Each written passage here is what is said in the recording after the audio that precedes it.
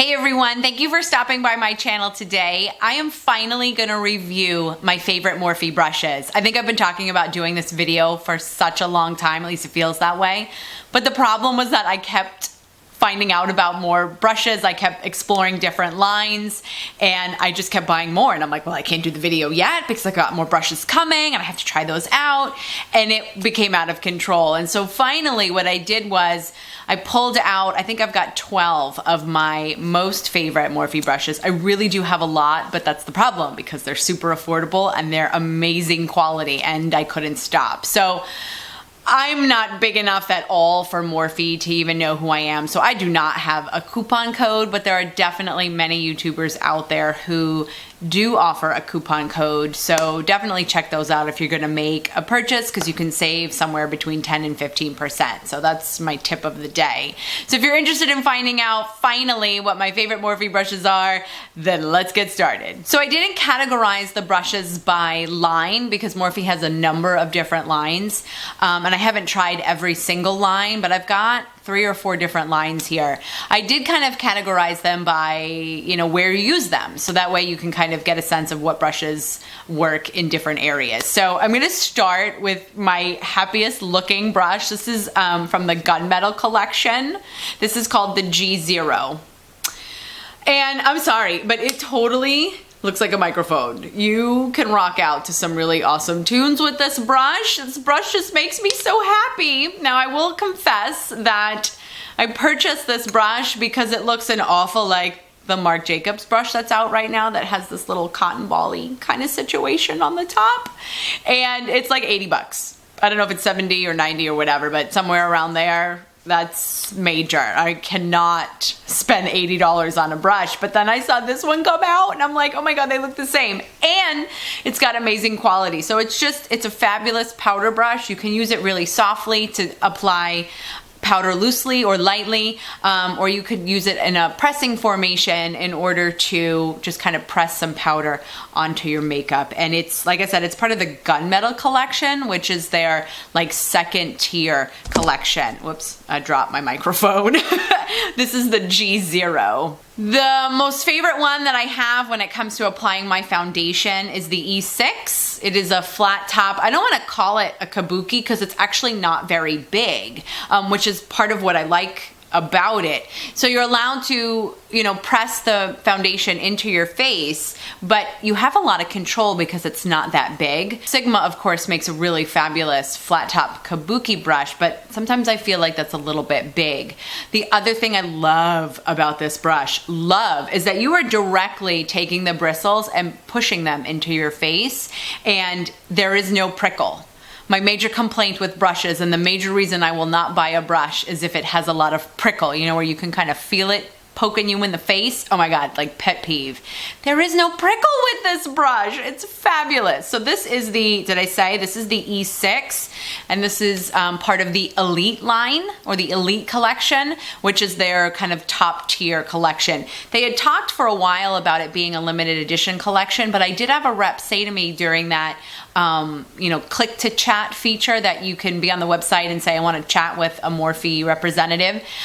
They indicated to me during that conversation that they were making this a permanent line, this Elite line. So it is some of the more costly brushes that Morphe offers, but there's no prickle. Who cares? The next face brush that I like also comes from the Elite line. It's called the E8. And it's just kind of this like little round poochy brush. I don't know. They just make me so happy. And so this brush is really soft. I've seen that some kind of use it to set under eye concealer. I don't use it that way. I think it works amazing as with a light hand as a contour brush. You can get right into the divots of your cheekbones and shade where you like with your contour powder. And so I just like that, again, it's really soft.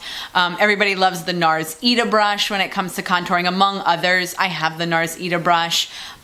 It's way expensive, and this one does equally as good a job. Have to use a light hand, it's a little bit dense, so just make sure you don't apply a ton of product and you're good to go. My next favorite face brush, I can't believe I got that out without stuttering over that. I use for just an all over bronzer. So not for contouring, but just for bronzing. And this is the MB5.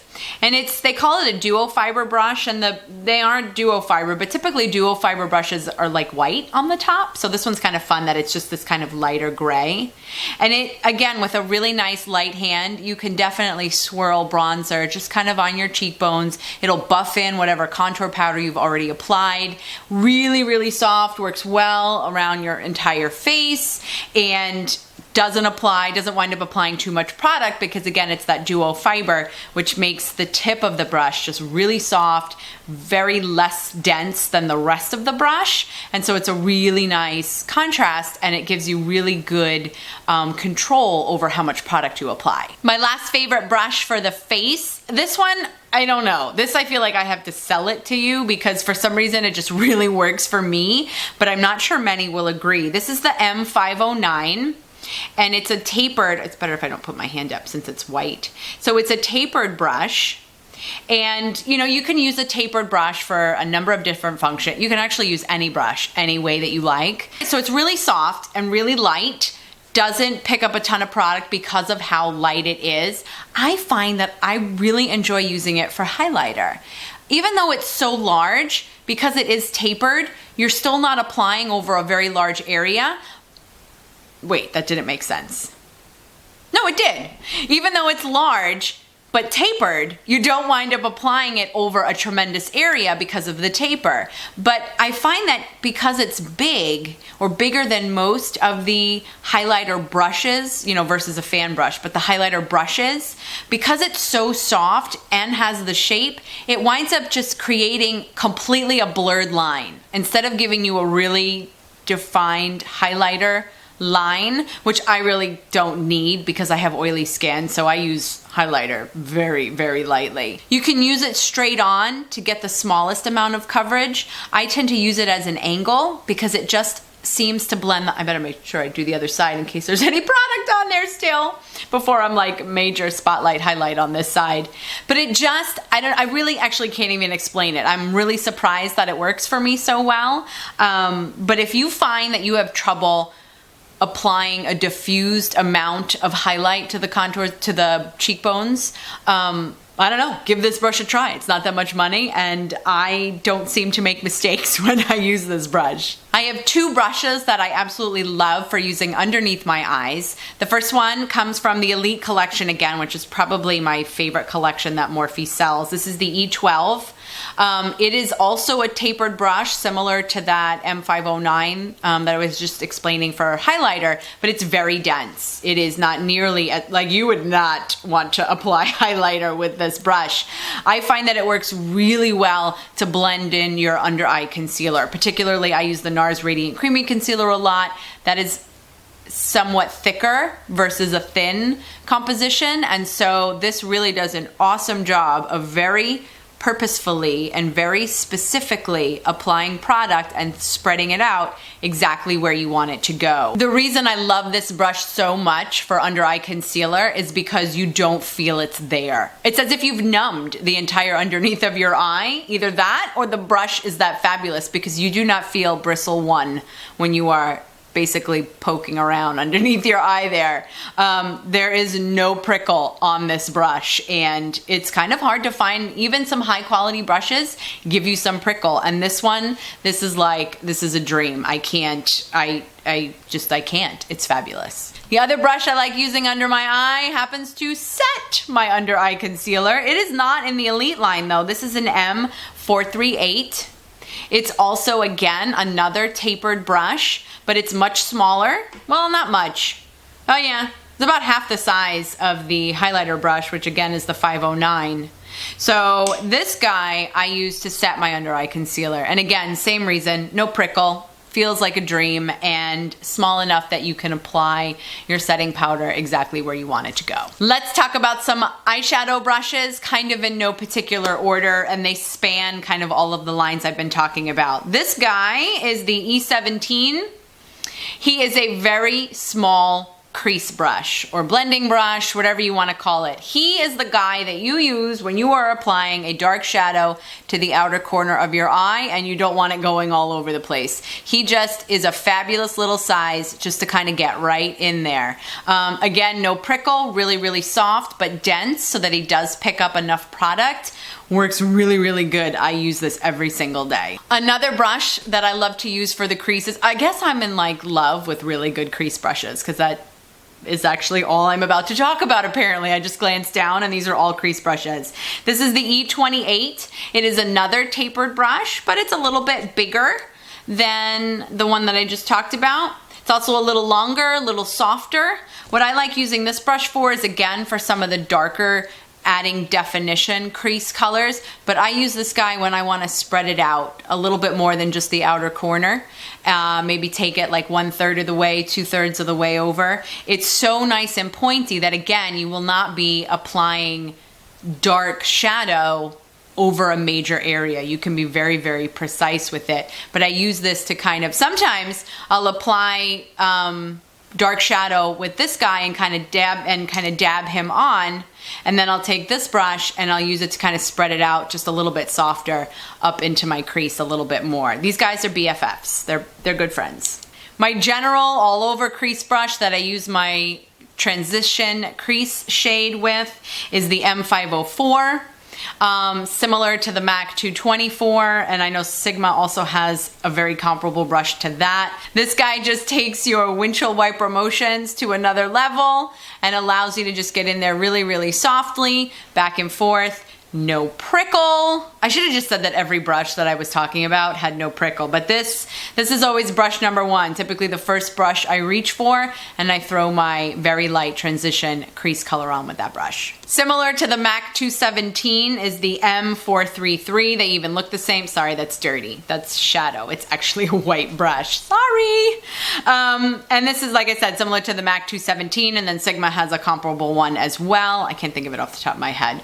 But this is another one that I'll use to put a slightly darker crease shade on. It works really nicely just to kind of stay below the crease, not go above the crease, which is what you'll want to do once you apply a very light transition shade and you want to go in now and deepen it a little bit more. You don't want to go over exactly the same amount of area and the same amount of coverage. You want to add like another layer, kind of like a trifle that you're building on your eye. But this allows you to apply to your crease, but kind of stay below your crease so that you get a gradient shading effect. My holy grail, Morphe brush. I would not even put this in checked luggage because I would be concerned that at my destination, if the luggage were to get lost, I wouldn't have this brush and I could not go anywhere unless I was in California where the Morphe store is. I could not go anywhere to buy anything that replicates this brush. This is the MB23, which I believe is a different line than the M only brushes. It is my blending brush, my holy grail blending brush. The reason I love it is this. It's obviously very soft. Most blending brushes are. This one, for some reason, blends your colors together and does not remove color.